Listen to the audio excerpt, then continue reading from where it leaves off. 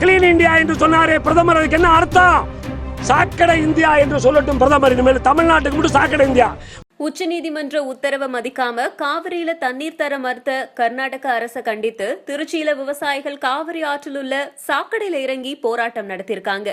உச்சநீதிமன்ற தீர்ப்பை மதிக்காம தண்ணீர் தர மறுக்கும் கர்நாடக அரசை டிஸ்மிஸ் செய்யணும். உச்சநீதிமன்ற உத்தரவின்படி கர்நாடக அரசு காவிரியில கழிவு நீர் திறந்து விடுவதை தடுத்து நிறுத்த வலியுறுத்தி திருச்சி தேசிய தென்னிந்திய நதிகள் இணைப்பு விவசாய சங்க மாநில தலைவர் ஐயா கண்ணு தலைமையில 30க்கும் மேற்பட்ட விவசாயிகள் அரை நிர்வாணத்தோட காவிரி ஆற்றில கலக்கிற சாக்கடை நீரில இறங்கி கண்டன ஆர்ப்பாட்டத்தில் ஈடுபட்டாங்க. இந்த சம்பவம் அந்த பகுதியில பெரும் பரபரப்பை ஏற்படுத்துச்சு.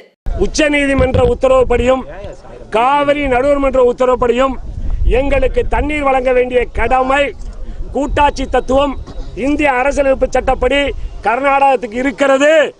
ஆனால் கர்நாடகா அதை நிறைவேற்ற மறுக்கிறது. நாங்க ஆத்துல இறங்கி போறோம்னா காவல்துறை எங்களை மிரட்டுறாங்க.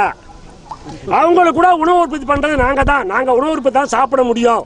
ஆனா அங்க கர்நாடகா சட்டத்தை மதிக்காம சட்டத்தை காலில் போட்டு மிதிக்கிறார்கள். உங்களுக்கு தண்ணீர் எதுக்கு? சாக்கடையை திறந்து விடுவேன்னு சொல்றாங்க. 15 டிஎம்சி சாக்கடை திறந்து விட்டுருக்கான். அந்த சாக்கடை தான் வாழணுமா விவசாயி?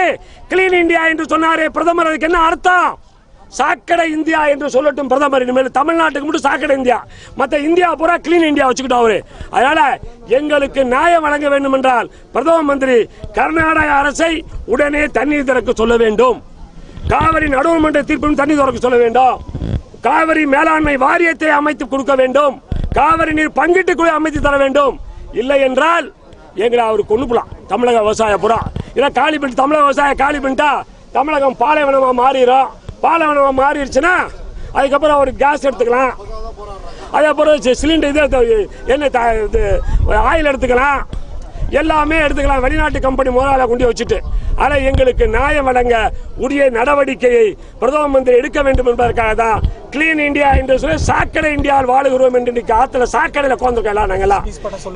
அதனால 356 பயன்படுத்தி அந்த கர்நாடக அரசை டிஸ்மிஸ் செய்யணும். முதல்ல